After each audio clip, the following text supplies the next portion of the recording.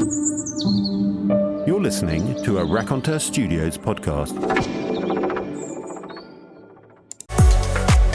Hello and welcome to the After Hours Skin Clinic, the place where the skincare conversations never stop. I'm Dr. Emma Craythorne, a consultant dermatologist and the host of the After Hours Skin Clinic. Here to give you evidence-based, very practical and expert answers to all the skincare questions that everyone's asking. These are the questions I get asked at the school gates, over coffee with my friends, and even in a nightclub. Today, we're going to be talking all about one of my favourite subjects, something I spend most of my days in clinic doing, and that is lasers. But before we get into the episode, you know what I'm going to ask here. If you like what we're doing at the After Hours Skin Clinic, then please give us a follow, share us with your friends and family, and even give us a shout out on social media. It really helps people to find our pod. We also love receiving your questions and read every one of them. And we'll be trying to get through all of them in some of our later episodes. Joining me today is my co-host, Dr. Ellie Rashid. Hello. So today we're going to be talking all about lasers. We love lasers in our clinic. I love using a laser.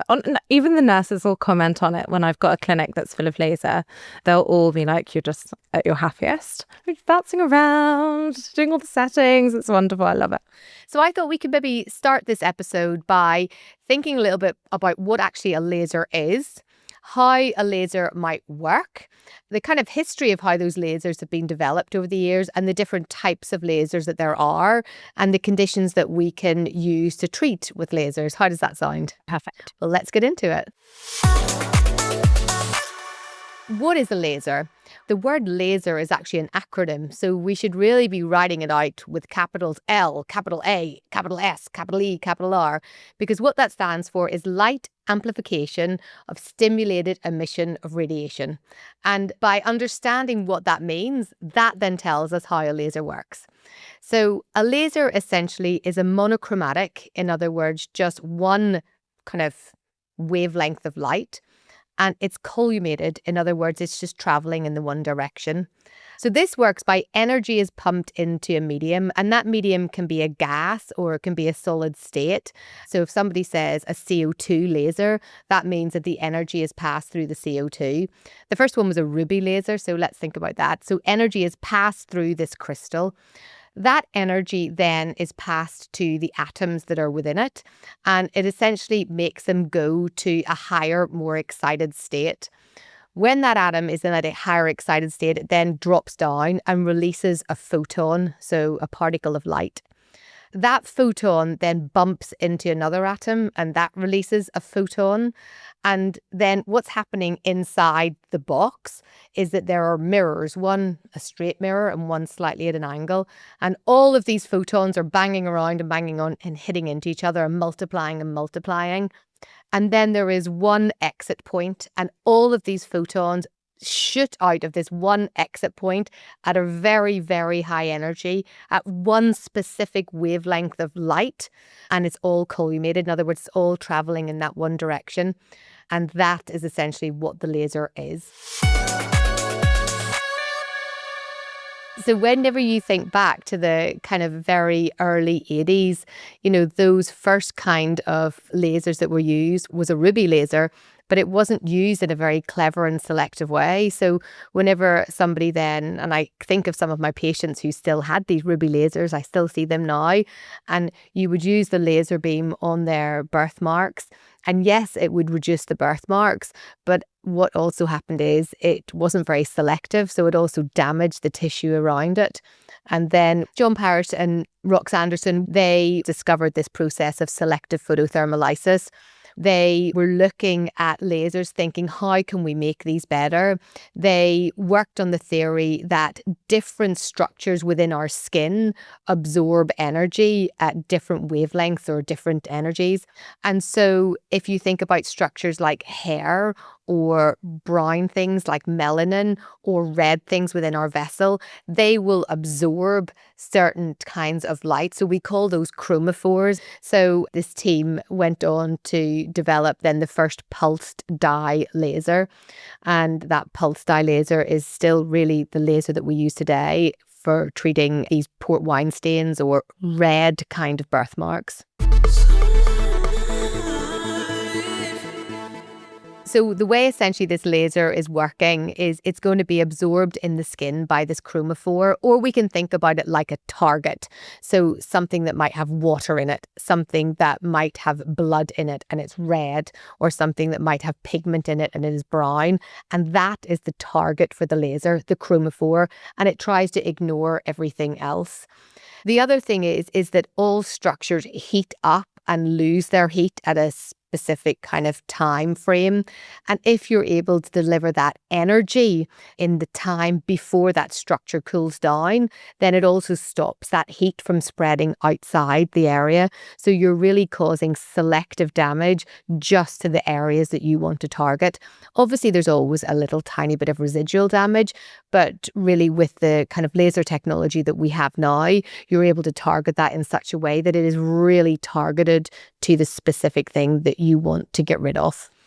There's a brilliant YouTube video that I love watching, and I've actually showed this whenever I go into a kid's school to talk about lasers, about a red balloon and it's inside a white balloon. Both of these are blown up. I love this video. And using a pulsed dye laser, which has a chromophore of red, it goes straight through the white balloon, leaves the white balloon untouched, but pops the red balloon on the inside. But essentially how that's working is the same way that it would do within the skin.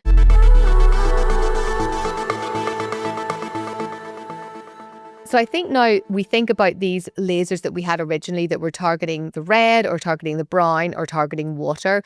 And then what happened was there was an additional thing that happened within lasers in the sense that the laser beam was then stored up and delivered in a quicker way. So we call that quality switched.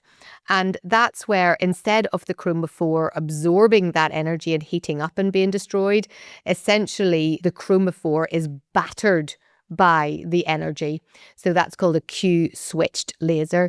So instead of all being delivered in one collimated beam, as I described at the beginning, the energy is stored, then delivered in these short, sharp bursts, and that hits the chromophore and breaks it up into lots of little pieces.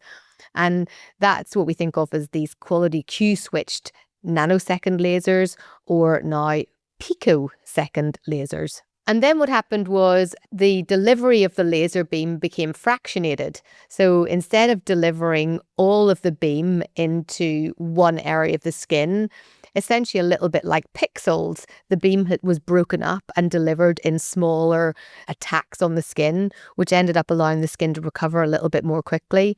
And that was the era then where we had these fractionated ablative and non-ablative lasers that would either essentially vaporize little small sections of the skin or heat up small sections of the skin. And that's where certainly this idea of laser resurfacing was really born. So I think that's probably the overview of lasers as simply as I can make it. What do you think? You can really tell it's your passion. You love talking about it. I could go on about for half an hour just on one element of it.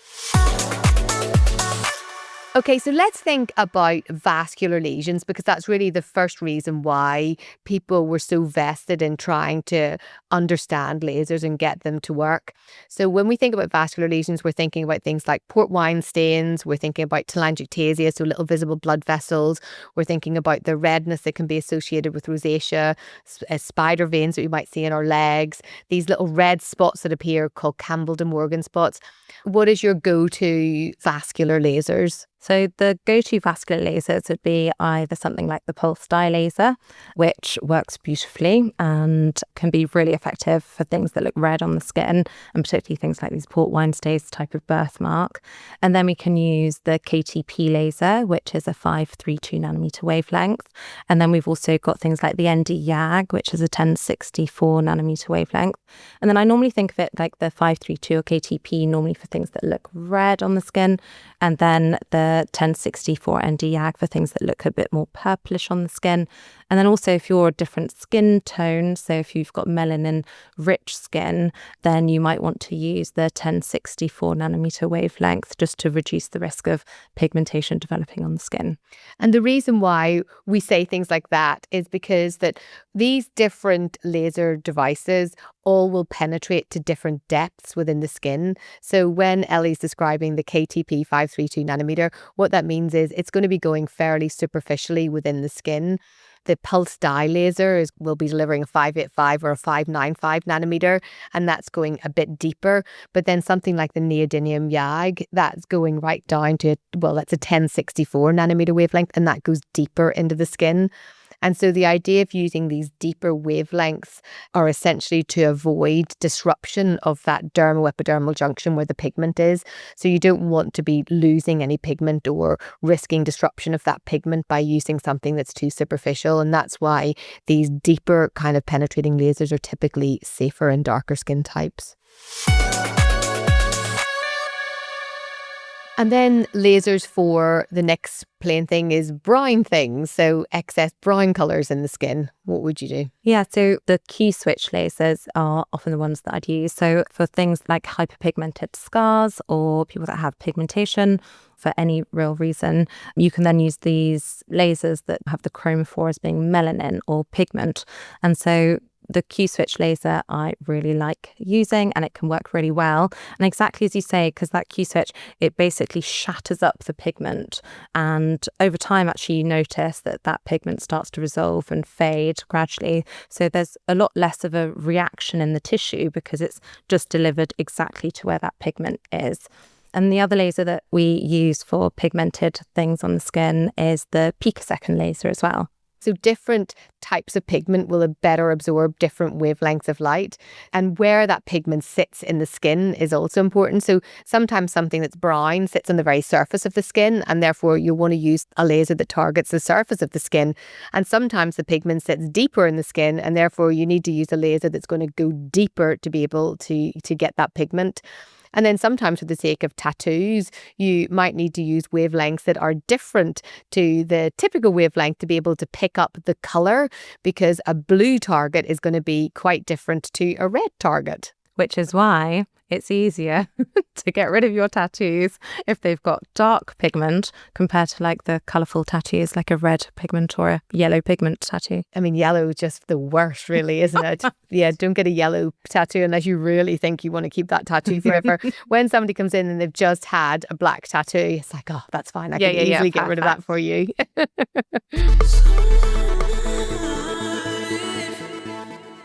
And then when we think about some of these newer lasers that have now been developed, which are more targeted towards the sebaceous gland, what do you make of those lasers? Yeah, so these are lasers like the Aviclear. So in cases where you can't treat their acne for whatever reason with medical therapies that have a really good evidence base, then lasers could be a really good appropriate option. They target the oil gland, and I have seen some good before and after cases that have had a really good response in terms of reducing the inflammatory component of their acne. And then it's a completely different type of laser that we would use in the context of acne scarring. So this Aviclear and also the other system, which actually Rox Anderson's team developed, which is called the Acure, both of these have FDA licenses to treat acne, and they use something that's a 1726 nanometer laser. And what that's essentially targeting is the sebaceous gland itself. And it's got to heat that up. I mean, the sebaceous gland is pretty big, so that's a lot of heat. They've got to heat it up. So part of the issue with these kind of wavelengths of light in the past used to be because the cooling was a problem. And so these two systems have overcome that cooling effect. My slight nervousness about some of them is that it does take some time to be able to get resolution of the acne. And for some people, if you're worried about scarring, the amount of time that these laser devices actually take to get the inflammatory acne under control can be many more months than some of the current treatments that we have. I also find it very interesting that some of the protocols that some of my colleagues who have this machine are now using is implementing and adding in isotretinoin or Roaccutane to the treatment pathway. And isotretinoin, as we know, is a very good treatment for acne. Have you seen patients treated with the machine? Yeah. I had a couple of patients that I saw in clinic. that couldn't have medical therapy for different reasons. They went on to have the AviClear. Exactly as you say, you notice the benefit a few months after the sort of final session. So not that much happens whilst you're having the sessions performed. So it's quite a lot of treatment, a lot of cost, and it takes a long time to see the results. And much like isotretinoin, you do get a big purge, a huge purge that some people find really, really difficult to cope with. There is this inflammatory phase that happens about 3 or 4 weeks, especially after the first and sometimes the second treatment, where their skin really does flare up. And that as well, a bit like with isotretinoin, can be very problematic. It's also expensive to have each treatment done. And then for many of the patients I've seen, they've gone on to have maintenance treatment thereafter to ensure it stays away.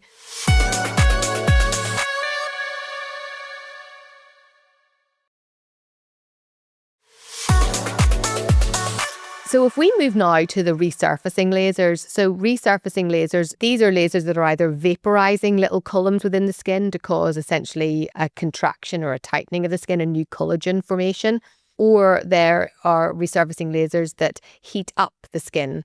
And these are either done in a blanket way or they're done in this fractionated way. And originally, these lasers were particularly used for things like acne scarring, also used for treating other forms of scars, and also for resurfacing of the face to get rid of photo damage and photo aging of the skin. How do you use these lasers? So I've used it mostly for acne scarring, and the one that uses the Resurfex on the 22 Stella models. It's a handpiece that you put in, and then you can use the Resurfex laser. And it can work really well. You get quite a lot of redness, quite a lot of swelling immediately. It's always really fun to see the little dotty, little grid pattern that goes onto the skin of this little energy burst going into the skin. But after that redness and swelling has settled down, actually you're getting that new collagen formation in those deeper layers of the skin. And that happens over several weeks after. You normally have to have a few treatments done to try and get the best results out of it, but it can work really, really well for acne scarring. One of my favourite uses of the carbon dioxide laser is for its use in burn scars. And we used to see patients coming into us who have been in motorcycle accidents or house fires, and they would have a functional issue with either a downturn of the mouth because of a skin graft or an inability to use their hand because of the restriction, because of the grafting that they'd had done following the fire. And these lasers really have been the biggest game changer, particularly the ultra pulse CO2 laser from Luminous. These lasers are able to deliver very, very high energy, deep penetrating beams that essentially vaporize columns of the skin out, very tiny columns of the skin, and then allow replacement with this newer collagen that's a bit more stretchy. And I remember one of my patients was actually on the TV show who had come in to have a lipoma removed. And I noticed that he had this scar on his neck. And I said to him, "How long have you had that for? It looks like a very old scar." And he said, "Oh, this has been since I was 8 years old." He was 72 at this stage. And I said, "Does it not bother you because you can't really turn your head all the way around?" He said, "Oh, I've just got used to it, obviously, in my life. I just never park my car on that side of the road because I know I can't turn my head round to be able to park the car. It's tight." And I said, "Oh, well, let me just do this laser." 3 treatments of the laser and the man can park his car on either side of the road he wishes to, because of this ability to be able to create this collagen that can stretch. So even in these really, really old scars, you see that big difference. And I don't know if you remember seeing the images of Kim Phuc, the young girl who was from the Vietnam War and had the napalm on her with all of the burns. Yes. And so that transformation that occurred in her was because of Jill Weibel in Miami and the ultrapulse laser. And then there's a whole lot of case stories. So this was all released, I think I'm going to say about 10 years ago, maybe now, which is when we all started to then use it in this manner. And it's such a difference. I love watching patients come in and, you know, the smaller restrictions of movement that they had, and you're measuring the angle, say from the thumb to the forearm, and just being able to watch this stretch out. Shall we talk about laser-assisted drug delivery? Ooh, yeah, let's talk about drug delivery with laser. I love this. It is Clever. It's so clever. Do you want to describe what it is? Yeah, so essentially you create these little columns with the laser of injury, essentially thermal injury into the skin. And then you can put a drug over the top of that area that you've just treated to improve that sort of bumpy scarring that you can get, those sort of raised scars or hypertrophic scars that you can get with acne. And then you can create these little columns of controlled thermal injury with your laser device. And then over the top of it, you can put triamcinolone or a topical steroid just to help modulate the scar, soften the scar, and also just help to improve the bumpiness and the hypertrophy of that scar. I love it for those thickened scars. I really do. And especially for the thickened scars in children. So not keloids, but we're just talking about thickened scars quite often from trauma or injury, because children really hate having injections. Most children hate having injections. But essentially, whenever you're doing this laser assisted drug delivery, you can vaporize tiny little microcolumns, and then by pushing the steroid in through these microcolumns, you don't need to then give lots of injections. And at the beginning, I was a little bit skeptical because I said, oh, there's no way that they're going to, I thought this is not going to work. I said, I don't care that you've made these microchannels, because just putting something on the top, triamcinolone is quite a big thing. It's not going to be able to get down these channels. But when you see the actual photomicrographs of the histology sections, you see it. And then actually, when I then went to inject in to prove the point that it might not work, it actually really did work. And the triamcinolone just shot out all of these microchannels that I created. But yes, you can deliver lots of drugs in this manner. Yeah, Botox that can also help with scars, to modulate a scar. You can even put that in over the top as well to help remodel the scar and help to flatten it out. What I want to come on to now is something that is not a laser, but everybody still thinks of as a laser. So IPL, which is intense pulse light, or BBL, which is broadband light, which is essentially both pretty much the same thing. One is developed by a company called Craythorne, the BBL, and that's their marketing term. And IPL, intense pulse light, can cover a whole lot of different kinds of machines. But these are not lasers.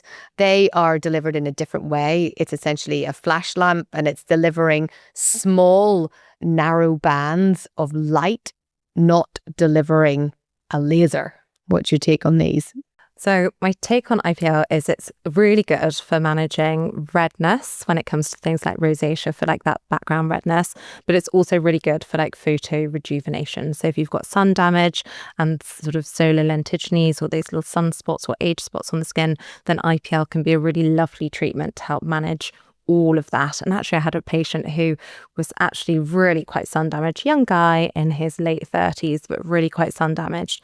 And he had a course of IPL. So it's usually between 3 and 5 or 3 and 6 treatments, spaced about 4 weeks apart. And his complexion looked completely different. He went from looking really freckly and sun damaged to having actually really lovely, clear skin, looked really healthy. So yeah, I love using IPL. I think it depends on the device that you use, but the device that we've got, the M22, I think it performs really well. I think that's really important. It is all about the device, and it's all about who is operating the device. And certainly one parameter from one IPL device cannot be replicated in another. And I think that's often where things can go wrong. But people think of an IPL being something that is a much gentler form of a laser. But actually, a lot of the issues that arise or damage that can occur to people's skin is a lot to do with an IPL. You can do quite a lot of damage with an IPL. Yeah. And patients that have had IPL and then gone on to have a vascular laser, they often say that the IPL was more painful. Oh, yes. Because often these vascular lasers, the more sort of modern devices, they've got this cooling system sort of incorporated within it. And so you get like this little flash of a cool blast of air. So actually it doesn't hurt that much. But people with my skin tone or dark skin tones wouldn't be able to have IPL treatment because of what we talked about earlier. So just that intense pulse of light can actually cause some pigmentation, so post-inflammatory pigmentation. And also the way that we absorb that intense pulse of light is different compared to white skin. I think the IPL is brilliant, just exactly like you say. If you've got almost a little bit of both. So if you've got something that is as an extreme, let's use that word, as a definite blood vessel that is visible, or a port wine stain, that very red thing, or if you have that very brown thing, probably going for a laser that's targeting red or brown is more appropriate. But if you're somebody who has photo damage, so there's a bit of red splodginess, a bit of brown splodginess, let's think of it as, then actually going for something like an IPL, which can usually cover both of those, is often better, really. You can get more bang for your buck in certainly 1 or 2 treatments. And when we think of this idea of BBL, which is this broadband light, I often see lots of things written everywhere. Oh, a BBL it's completely different to an IPL and it's so superior. Essentially, the two things are pretty much the same.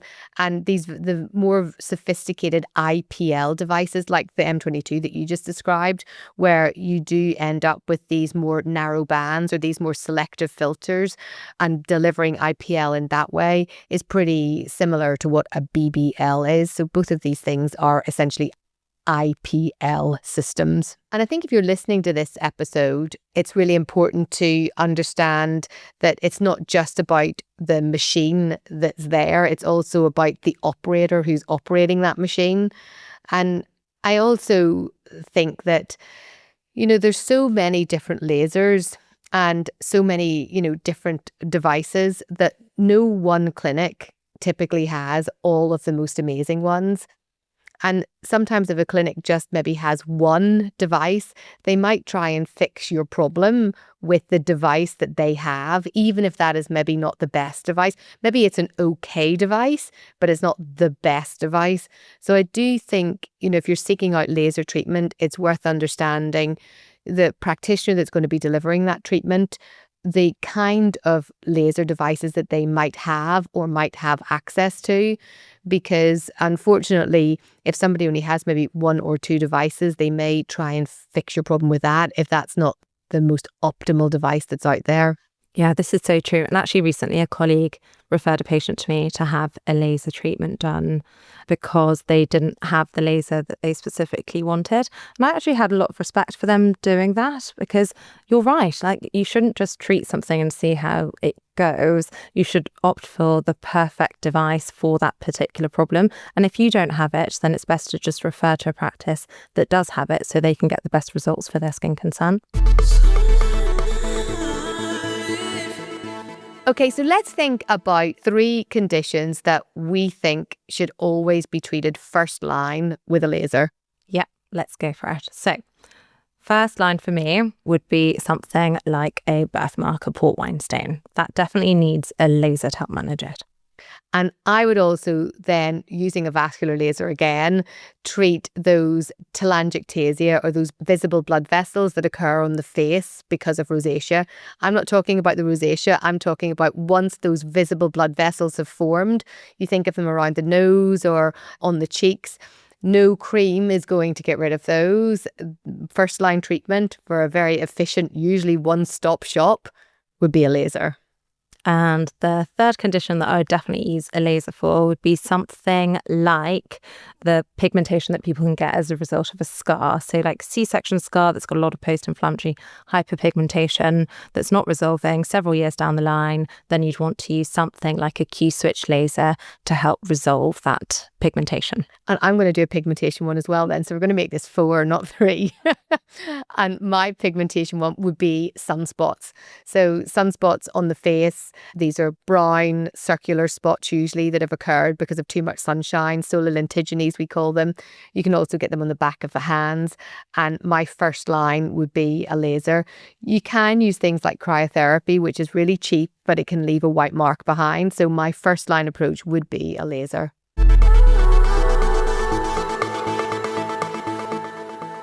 Shall we end with the 3 things that people do use lasers for, but we think shouldn't be used first line? Yes. My first one is going to be melasma. Never use a laser first line for melasma. The first line treatment for melasma is using your SPF appropriately and properly. and we've talked about this in a previous episode. It's then using the right topical treatments to treat the melasma. And only then, and only with great caution, could a laser be introduced. And there was a wonderful study shown that actually a third of people who have laser treatment for the melasma get worse. A third of people, it makes no difference.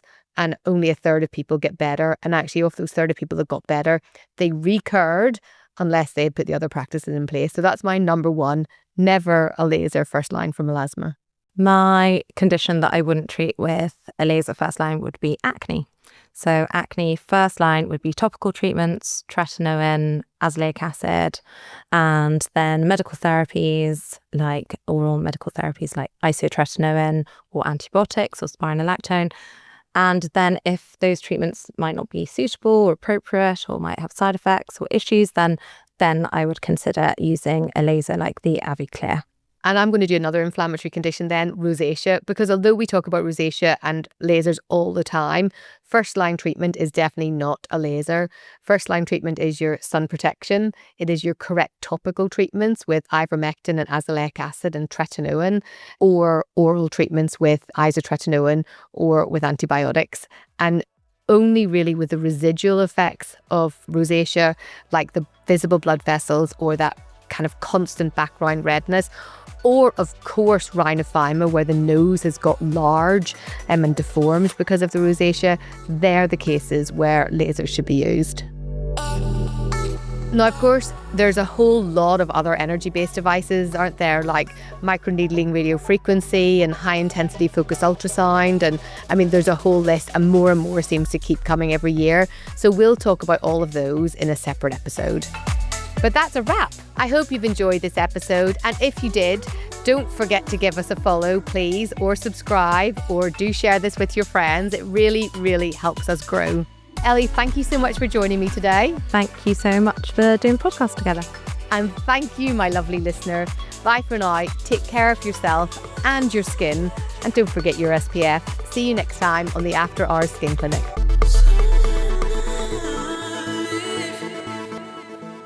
As always, this podcast is for informational purposes only and is not a substitute for medical advice.